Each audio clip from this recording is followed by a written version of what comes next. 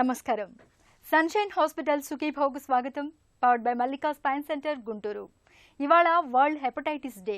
ఈ సందర్భంగా కాలేయ ఆరోగ్యాన్ని కబళించి మన పాలిట ప్రాణాంతకంగా పరిణమించే హెపటైటిస్ ఇన్ఫెక్షన్ల విషయంలో మనకు ఎలాంటి అవగాహన అప్రమత్తత అవసరమో తెలియజేసే ప్రత్యేక కథనంతో మీ ముందుకొస్తోంది నేటి సుఖీభవ.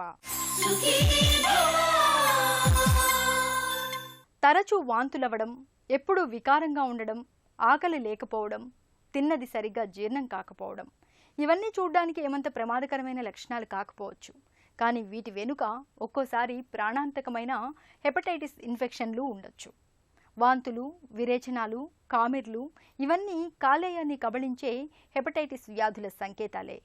కలుషిత నీటిని తాగినప్పుడు, అపరిశుభ్రమైన ఆహార పదార్థాలని తిన్నప్పుడు హెపటైటిస్ వ్యాధి కారకాలు చాలా తేలిగ్గా మనలోకి చేరిపోతాయి. ప్రాణాధారమైన కాలేయాన్ని కబళించే హెపటైటిస్ ఇన్ఫెక్షన్లు, వాటిని నివారించుకునే మార్గాల గురించి ఇప్పుడు తెలుసుకుందాం.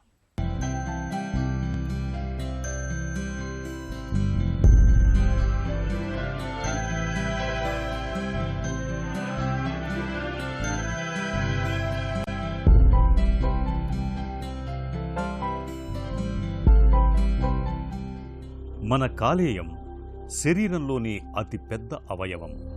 అంతేకాదు, శరీరంలో అతి పెద్ద రసాయనిక కేంద్రం కూడా. దాదాపు 500 రకాలకు పైగా విధుల్ని నిర్వహిస్తూ ఉంటుంది.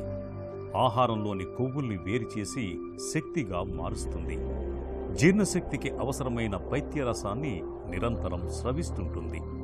రక్తంలోని హిమోగ్లోబిన్ కణాల నుంచి మన శరీరానికి అవసరమైన ఇనుమును తయారు చేస్తుంది.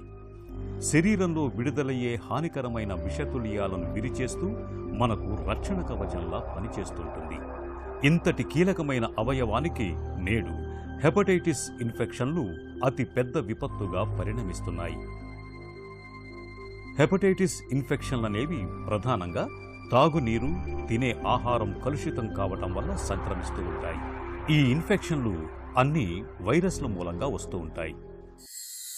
లివర్లో ఉన్న కణాలు క్రానిక్గా ఇన్ఫెక్ట్ అయి ఉంటుందని హెపటైటిస్ అంటారు. అది 2 రకాలు ఉండొచ్చు. ఎక్యూట్ హెపటైటిస్, క్రానిక్ హెపటైటిస్ అని.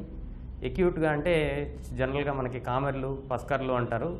కళ్ళు పచ్చగా అవుతాం, ఆకలి లేకపోవటం, కొంచెం జ్వరం రావటం, లేదంటే యూరిన్ పచ్చగా రావటం, ఇలాంటి సిమ్టమ్స్తో జనరల్గా ప్రజెంట్ అవుతూ ఉంటారు. సో అది ఎక్యూట్ హెపటైటిస్ అంటారు. అలా కాకుండా క్రానిక్ హెపటైటిస్, ఈ సిమ్టమ్స్ ఏమి ఉండవండి వీళ్ళకి. జనరల్గా లివర్ బాగా డ్యామేజ్ అయిపోయే వరకు క్రానిక్ హెపటైటిస్ ఉంది అనేది తెలియదు అనమాట. హెపటైటిస్కి కారణాలు మోస్ట్ కామన్గా వైరల్ హెపటైటిస్ ఉంటాయండి. అందులో hepatitis A, hepatitis B, hepatitis C, hepatitis D and hepatitis E, ఇలా రకరకాల వైరసెస్ ఉంటాయి. దీనివల్ల హెపటైటిస్ వచ్చే అవకాశం ఉంటుంది.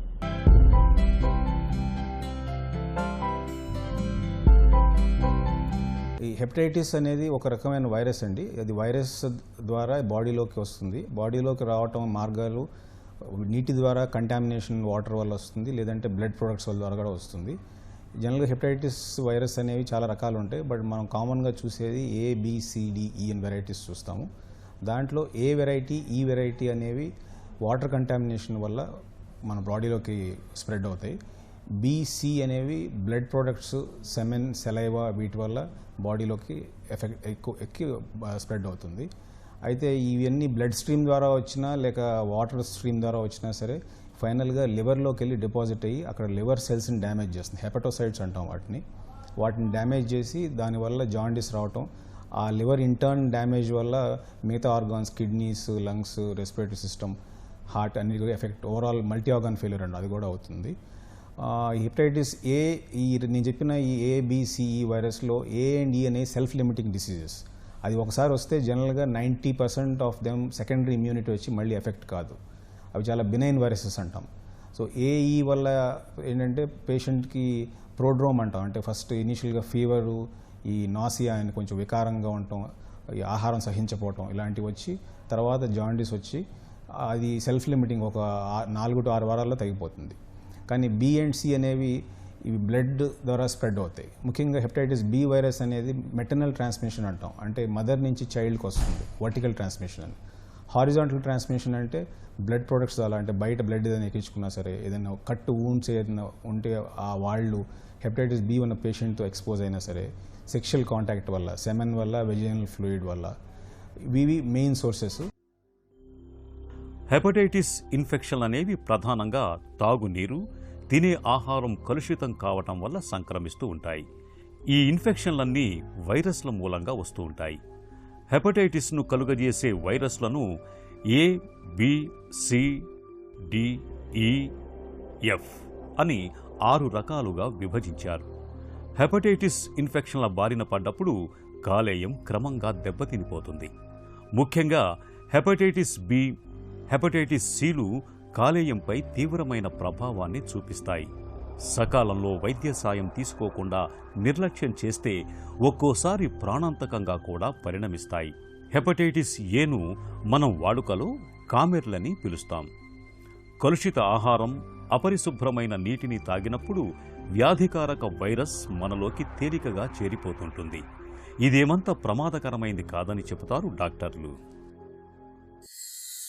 Hepatitis A.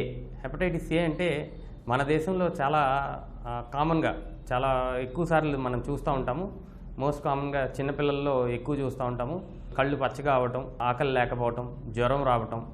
ఇది యాక్చువల్లీ సెల్ఫ్ లిమిటెడ్, దాని అంతటికదే తగ్గిపోతుందండి. కొద్దిగా జాగ్రత్తలు తీసుకుని బాగా సివియర్గా ఉన్న టైంలో కొంచెం నీరు ఆహారం, కొంతమందికి బాగా వాంతులు అలా అయితే కొంచెం ఐవి హైడ్రేషన్ అవి ఇస్తే సరిపోతుంది. జాగ్రత్తగా మానిటర్ చేసుకుంటే దాని అంతటికదే తగ్గిపోతుందండి హెపటైటిస్ ఏ. దీనికి రావడానికి కారణము కలుషితమైన నీరు, ఆహారం తీసుకోవటం వల్ల వస్తుందండి. ఆ నీరు, ఆహారంలో జాగ్రత్తలు తీసుకుని శుభ్రమైన నీరు, శుభ్రమైన ఆహారం తీసుకుంటే ఈ హెపటైటిస్ ఏ రాకుండా ఉండే అవకాశం చాలా ఎక్కువ ఉంటుంది. ఈ హెపటైటిస్ ఏ అనేది ఆల్రెడీ ఏదన్నా క్రానిక్ లివర్ డిసీజ్ ఉన్న వాళ్ళకి వస్తే చాలా ఇబ్బంది పెడుతుంది, లివర్ ఫెయిల్యూర్ వెళ్ళే అవకాశం ఉంటుంది. సో హెపటైటిస్ ఏకి వ్యాక్సినేషన్ అవైలబుల్గా ఉంది. లివర్ డిసీజెస్ లేదంటే డయాలసిస్ చేసుకునే పేషెంట్స్ ఈ హెపటైటిస్ ఏకి వ్యాక్సినేషన్ చేయించుకుంటే మంచిదండి. హెపటైటిస్ ఏ వ్యాక్సినేషన్ అవైలబుల్ ఉంది. జనరల్ పబ్లిక్ అందరికీ హెపటైటిస్ ఏ వ్యాక్సినేషన్ సజెస్ట్ చేయము మన దేశంలో, ఎందుకంటే హెపటైటిస్ ఏకి ఎక్స్పోజ్ అయిన వాళ్ళు చాలామంది ఉంటారు ఆల్రెడీ. సో వ్యాక్సినేషన్ రొటీన్గా అవసరం ఉండదు.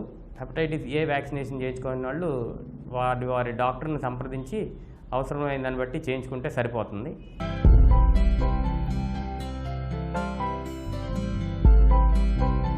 హెపటైటిస్ ఏ ఈ వాటర్ కంటామినేషన్ కాబట్టి హైజీన్ మెయింటైన్ చేయాలా, వాటర్ ఉడకబెట్టి చల్లార్చిన నీళ్ళు తాగాలి.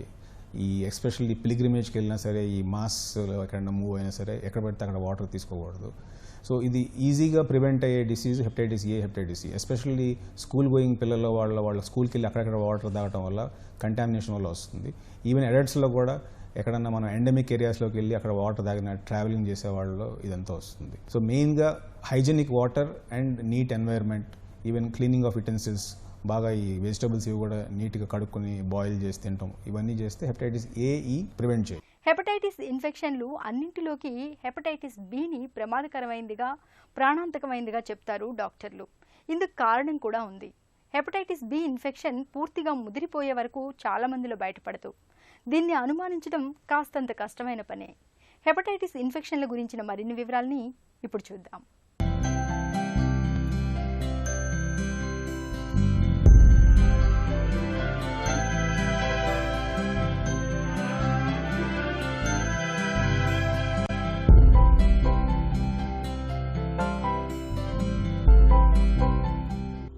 Hepatitis B. హెపటైటిస్ ఇన్ఫెక్షన్లలో అత్యంత ప్రమాదకరమైంది ఇదే. రక్త మార్పిడి సమయాల్లోనూ, ఒకరికి వాడిన సిరంజిని మరొకరికి వాడినప్పుడు, గర్భిణీ నుంచి బిడ్డకు లైంగిక సంపర్కం ద్వారా హెపటైటిస్ బి వైరస్ ఒకరి నుంచి మరొకరికి వ్యాప్తి చెందుతుంటుంది. ఈ వ్యాధిని నిర్లక్ష్యం చేస్తే అది మొదట హెపటైటిస్గా, ఆపై లివర్ క్యాన్సర్గా, సిరోసిస్గా మారి ప్రాణాంతకంగా పరిణమిస్తుంది. హెపటైటిస్ బి లాగే హెపటైటిస్ సి కూడా ప్రమాదకరమైంది. హెపటైటిస్ బి కనీసం టీకా వేయించుకోవటం ద్వారా నివారించుకోవచ్చు. కానీ హెపటైటిస్ సికి ఎలాంటి నివారణ లేదు. హెపటైటిస్ సి కూడా హెపటైటిస్ బికి లాగే కలుషిత సూదులు, రక్త మార్పిడి ద్వారా ఒకరి నుంచి మరొకరికి సోకుతుంటుంది. హెపటైటిస్ బి అనేది ఇంకొక హెపటైటిస్ వైరస్ అండి. ఇది 2 రకాలుగా ప్రెజెంట్ అవుతుంది. Acute hepatitis, chronic hepatitis. Acute hepatitis అనే కేసులు చాలా తక్కువగా చూస్తాము. ఎక్యూట్గా హెపటైటిస్ బి వచ్చిన వాళ్ళకి హెపటైటిస్ ఏ లాగానే దాని అంతకదే తగ్గిపోతుంది. ఇందులో 95% మందికి వైరస్ బాడీలో నుంచి వెళ్ళిపోతుందండి. 5% మందే ఎక్యూట్ హెపటైటిస్ వచ్చిన తర్వాత క్రానిక్ హెపటైటిస్లోకి వెళ్ళి లివర్ డ్యామేజ్, పర్మనెంట్గా డ్యామేజ్ అయ్యే అవకాశం ఉంటుంది. ఇలా కాకుండా అసలు ఎక్యూట్ హెపటైటిస్ బి రాకుండా కూడా క్రానిక్గా హెపటైటిస్ బి మనకి చిన్నప్పటి నుంచి బాడీలో ఉండే అవకాశం ఉంటుంది. ఇలాంటి వాళ్ళకి మనకి ఏమి సిమ్టమ్స్ తెలియవండి. వాళ్ళ లివర్ నెమ్మదిగా డ్యామేజ్ అవుతూ ఉంటుంది. అన్లెస్ మనం liver function test, hepatitis B test చేసుకుంటే తప్పితే ఆ వైరస్ మనకు ఉందా లేదా అనేది తెలియదు. సో హెపటైటిస్ బి రావడానికి కారణాలు మదర్ టు చైల్డ్ ట్రాన్స్మిషన్, అంటే డెలివరీ టైంలో మదర్కి ఉంటే పిల్లలకి వచ్చే అవకాశం ఉంటుంది. అలా కాకుండా పిల్లలు ఆడుకునేటప్పుడు ఒకళ్ళ నుంచి ఇంకొకళ్ళకి ఈ కట్ ఇంజురీస్ వాటి వల్ల వచ్చే అవకాశం ఉంటుంది. అలా కాకుండా నీడిల్ షేరింగ్, అంటే ఇదివరకు రోజుల్లో మనం వాడిన సిరంజ్, వాడిన నీడిల్ మళ్ళీ వాడుతూ ఉండేవాళ్ళు. అలాంటి నీడిల్స్ యూసేజ్ వల్ల కానీ, రేజర్స్ షేర్ చేసుకుంటాం వల్ల కానీ వచ్చే అవకాశం ఉంటుంది. సెక్షువల్లీ ట్రాన్స్మిటెడ్ కూడా హెపటైటిస్ బిలో చెప్పబడింది. సో సెక్షువల్లీ ట్రాన్స్మిషన్ కూడా ఒక వన్ ఆఫ్ ద రూట్. ఇది కాకుండా బ్లడ్ ప్రొడక్ట్స్, బ్లడ్ ఎవరి దగ్గరన్నా తీసుకున్నప్పుడు మనం చాలా జాగ్రత్తలు తీసుకోవాలి. మంచి బ్లడ్ బ్యాంక్లో రక్తం తీసుకుంటున్నాం లేదా అనేది చాలా ముఖ్యమైన విషయం. ఎందుకంటే ఈ రక్తంలో నుంచి ఒకళ్ళ రక్తం నుంచి ఇంకొకళ్ళకి వచ్చే అవకాశం చాలా ఎక్కువ ఉంటుంది.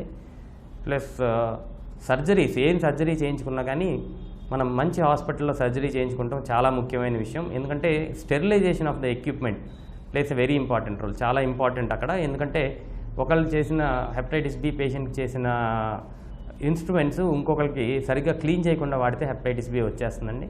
సో ఇలాంటి జాగ్రత్తలు రాకుండా జాగ్రత్తలు తీసుకుంటే హెపటైటిస్ బిని నివారించే అవకాశం ఉంటుంది. హెపటైటిస్ బికి వ్యాక్సినేషన్ ఉందండి. 2009 నుంచి యూనివర్సల్ ఇమ్యునైజేషన్ ప్రోగ్రాంలో హెపటైటిస్ బిని ఇంక్లూడ్ చేశారు. పిల్లలందరికీ హెపటైటిస్ బి వ్యాక్సినేషన్ 3 డోసుల్లో ఇస్తున్నారు. పెద్దలు కూడా ప్రతి ఒక్కళ్ళు హెపటైటిస్ బి ఇన్ఫెక్షన్ ఉందో లేదో తెలుసుకుని, ఒకవేళ లేకపోతే హెపటైటిస్ బి వ్యాక్సినేషన్ చేయించుకోవాలండి. ఇది చాలా important.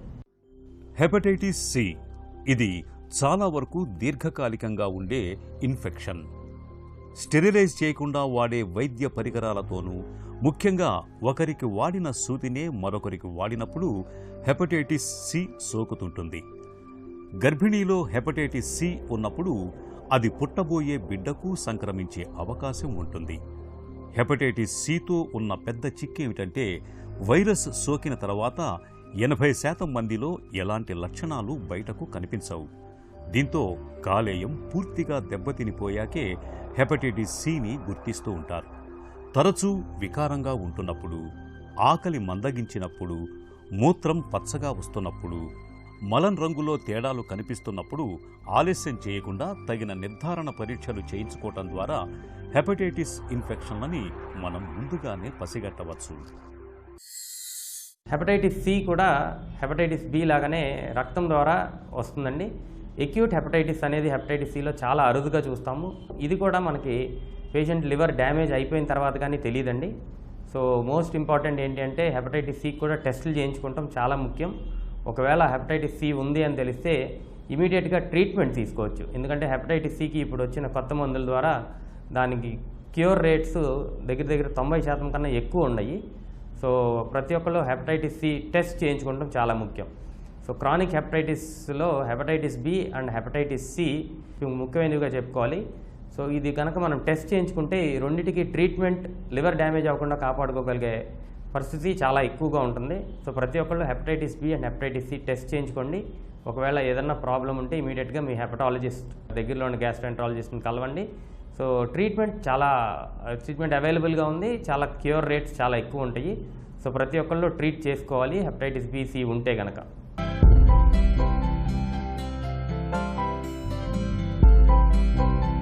Hepatitis B and C అంటారా, ఇవి బేసిక్గా బ్లడ్ నుంచి ప్లస్ ఈ బాడీ ఫ్లూయిడ్స్ నుంచి వస్తాయి కాబట్టి వాటిని ప్రివెంట్ చేసుకోవాలి. అంటే ఒకటి ఈ మల్టిపుల్ సెక్షువల్ పార్ట్నర్స్ వల్ల ఈ సెమెన్ వెజైనల్ ఫ్లూయిడ్ నుంచి వస్తుంది. సో అది అవాయిడ్ చేయాలి. బ్లడ్ కూడా ఒకవేళ ఎక్కించుకోవాల్సిన పరిస్థితి వస్తే మంచి బ్లడ్ బ్యాంక్స్లో అంతా స్క్రీన్ చేసిన తర్వాత చేసుకోవాలి. నెక్స్ట్ ఓపెన్ వూండ్స్ ఏమైనా ఉంటే హెపటైటిస్ బి పేషెంట్స్ ఎవరు ఇంట్లో ఉంటే వాళ్ళతో కాంటాక్ట్లో రాకుండా వాళ్ళు వాడిన వాటితో మీరు టచ్ కాకుండా ఉంటుంది చూసుకోవాలి. సో ఇలా బేసిక్ ప్రివెన్షన్ చేస్తే వీటిని అవాయిడ్ చేయొచ్చు. ఇంకోటి వ్యాక్సిన్స్ అని ఉంటాయి, అవేంటి అసలు ఈ వైరస్ రాకుండా ఉండటానికి ప్రివెంట్ చేయడానికి ఉన్నాయి. దాంట్లో హెపటైటిస్ ఏకి ఆల్రెడీ వ్యాక్సిన్ ఎస్టాబ్లిష్డ్. ఈ మధ్య పీడియాట్రిక్ ఇమ్యునేషన్ షెడ్యూల్ ఆఫ్ ఇండియాలో చిన్నపిల్లలకి ముందే వేసేస్తున్నారు అందరికీ. హెపటైటిస్ బి కూడా వ్యాక్సిన్ ఉంది, అది కూడా సింపుల్ వ్యాక్సిన్ 016 అంటాం, అంటే first month, second month, 6th month వేసుకోవాలి. అది కూడా ఈ latest Indian Academy of Pediatrics షెడ్యూల్లో వాళ్ళు ఇంక్లూడ్ చేశారు. సో చిన్నపిల్లలందరికీ బై డిఫాల్ట్ వేస్తున్నారు. పెద్దవాళ్ళు ఎవరైతే 30-40 ఇయర్స్ ఏజ్లో ఉన్నారో వాళ్ళు ఎవరైతే వ్యాక్సిన్ చేయించుకోలేదో వాళ్ళు వ్యాక్సిన్ చేయించుకుంటే దీని నుంచి కాపాడుకోవచ్చు వాళ్ళకు. నిర్లక్ష్యం చూపిస్తే ప్రమాదకరంగా పరిణమించే హెపటైటిస్ ఇన్ఫెక్షన్లను నివారించుకునేందుకు ఎలాంటి జాగ్రత్తలు తీసుకోవాలి? టీకాలతో హెపటైటిస్ ఇన్ఫెక్షన్ల నుంచి రక్షణ దొరుకుతుందా? హెపటైటిస్ ఇన్ఫెక్షన్లకు అడ్డుకట్ట వేసే మార్గాల గురించి ఇప్పుడు తెలుసుకుందాం.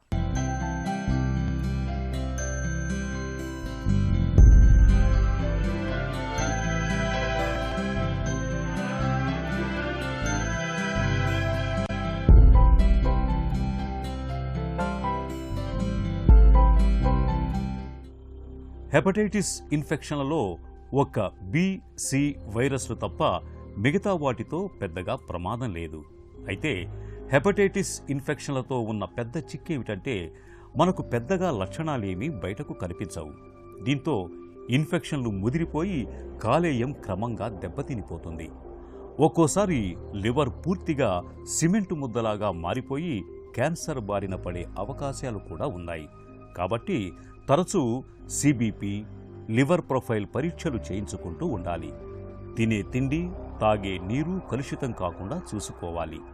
ఇప్పుడు హెపటైటిస్ ఇన్ఫెక్షన్ల నుంచి రక్షణ కల్పించేందుకు టీకాలు కూడా అందుబాటులో ఉన్నాయి. హెపటైటిస్ బి వంటి టీకాల్ని మనందరం తప్పనిసరిగా తీసుకోవాలి. హెపటైటిస్ డి అని ఇంకొక హెపటైటిస్ ఉంటుందండి. ఇది కూడా క్రానిక్ హెపటైటిసే. కానీ హెపటైటిస్ డి అనేది ఇండివిజువల్గా ఓన్లీ హెపటైటిస్ డి అనేది ఉండదండి. హెపటైటిస్ బితో కలిపి మాత్రమే హెపటైటిస్ డి ప్రజెంట్ అయ్యే అవకాశం ఉంటుంది. ఎందుకంటే ఆ హెపటైటిస్ డి మన బాడీలో అలోన్ దానంతటికి అదే చాలా కష్టమైన విషయం అది. సో హెపటైటిస్ బి ఉన్న వాళ్ళకే హెపటైటిస్ డి టెస్ట్ చేసుకోవాల్సిన అవసరం ఉంటుంది. సో హెపటైటిస్ బి ఉన్న వాళ్ళకే hepatitis D, otherwise hepatitis D గురించి పెద్దగా పట్టించుకోవాల్సిన అవసరం లేదు. జనరల్ పబ్లిక్లో హెపటైటిస్ డి రావడం చాలా అరుదైన విషయం. హెపటైటిస్ బి ఉన్న వాళ్ళు మాత్రమే హెపటైటిస్ డికి టెస్ట్ చేయించుకోవాలి. హెపటైటిస్ ఈ కూడా హెపటైటిస్ ఏ లాగా కలుషితమైన ఆహారం, కలుషితమైన నీరు వల్ల వస్తుందండి. హెపటైటిస్ ఈ కూడా జనరల్గా దానంతటికదే తగ్గిపోయే అవకాశం చాలా ఎక్కువ ఉంటుంది. కానీ ఒకే ఒక విషయం,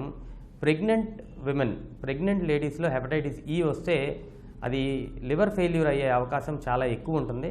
సో ప్రతి ఒక్కళ్ళు జాగ్రత్తలు వహించాలి. ప్రెగ్నెన్సీలో ఉన్నప్పుడు ఇంకా అతి జాగ్రత్త వహించాలి కలుషితమైన నీరు, ఆహారం తీసుకోకుండా ఉండడానికి. ఎందుకంటే ఈ హెపటైటిస్ ఈ జనరల్గా నార్మల్ పీపుల్కి వస్తే తగ్గిపోయే ఛాన్సెస్ చాలా ఎక్కువ ఉంటాయి. కానీ ప్రెగ్నెంట్ విమెన్లో లివర్ ఫెయిల్యూర్ అయ్యే అవకాశం ఉంటుంది. సో తగు జాగ్రత్తలు తీసుకుని హెపటైటిస్ ఈ రాకుండా జాగ్రత్తలు తీసుకోవచ్చు. ఇప్పటి వరకు హెపటైటిస్ ఈకి వ్యాక్సినేషన్ ఇండియాలో ఇంకా రాలేదు. త్వరలో హెపటైటిస్ ఈకి వ్యాక్సినేషన్ అవైలబుల్గా ఉంటుంది. సో అప్పుడు ప్రెగ్నెంట్ విమెన్ అందరికీ డెఫినెట్గా అది రికమెండ్ చేస్తాం. Prevention is better than cure. ఈ నానుడి కాలేయం ఆరోగ్యం విషయంలో 100కి 100 పాళ్ళు వర్తిస్తుంది. నిర్లక్ష్యం చేస్తే ప్రాణాంతకంగా పరిణమించే హెపటైటిస్ ఇన్ఫెక్షన్లను నివారించుకోవటానికి జీవనశైలి, అలవాట్ల విషయంలో ముందు నుంచి తగిన జాగ్రత్తలు తీసుకోవాలి.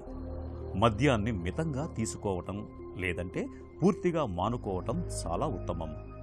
కాలేయం ఆరోగ్యానికి భద్రతనిచ్చే హెపటైటిస్ బి టీకాను తప్పనిసరిగా తీసుకోవాలి.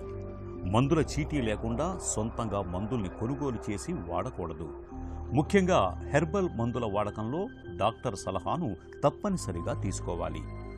రక్త మార్పిడి సమయంలో సురక్షితమైన జాగ్రత్తల్ని పాటించాలి. ఇలా అన్ని రకాలుగా తగిన జాగ్రత్తలు తీసుకోవటం ద్వారా మన కాలేయాన్ని భద్రంగా ఉంచుకోవచ్చు. తినే తిండి, తాగే నీరు ఈ రెండింటి విషయంలో జాగ్రత్తగా ఉంటూ అవి కలుషితం కాకుండా చూసుకుంటే చాలు. హెపటైటిస్ ఇన్ఫెక్షన్లను మనం చాలా వరకు దూరంగా ఉంచుకోవచ్చు. అలాగే మందుల వాడకంలోనూ, మద్యపానం విషయంలోనూ జాగ్రత్తగా ఉండాలి. ఇక ముందస్తు జాగ్రత్తగా హెపటైటిస్ బి టీకాను కూడా తీసుకుంటే మన కాలేయం మరింత భద్రంగా ఉంటుంది. తిరిగి రేపటి సుఖీభావలో కలుసుకుందాం. సుఖీభావ కార్యక్రమానికి సంబంధించి మీ విలువైన సూచనలు, సలహాల్ని వెంటనే మాకు రాయండి. మా చిరునామా Sukhibhava, ETV, Ramoji film city, Hyderabad 501512 లేదా sukhibhava@etv.co.in ఈమెయిల్ చేయండి. మీ ఆరోగ్య సంజీవిని సుఖీభవ కార్యక్రమాన్ని ఇప్పుడు యూట్యూబ్ ఆన్లైన్లో www.youtube.com/etv news లింక్ ద్వారా కూడా వీక్షించండి.